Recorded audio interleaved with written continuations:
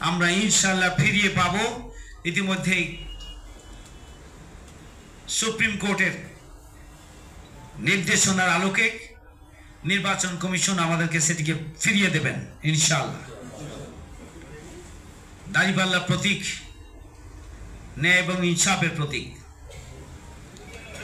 দাঁড়িপাল্লা প্রতীক হচ্ছে দেশের জনগণের আশা এবং আকাঙ্ক্ষার প্রতীক। সুখী সমৃদ্ধশালী নতুন বাংলাদেশ বিনির্মাণের জন্য আগামী দিনে দাঁড়িপাল্লার পক্ষে জোয়ার সৃষ্টি হবে এবং সেই জোয়ার সৃষ্টির ক্ষেত্রে ঢাকা মহানগরী রাজধানী একটা ঐতিহাসিক ভূমিকা পালন করবে ইনশাআল্লাহ। দাঁড়িপাল্লা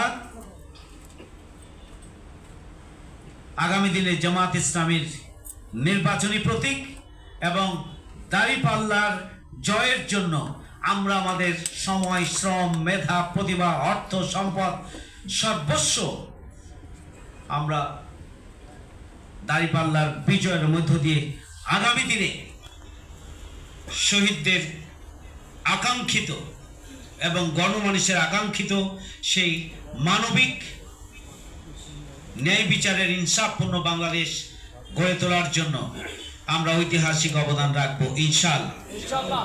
প্রিয় ভাইরা, আপনারা অনেকেই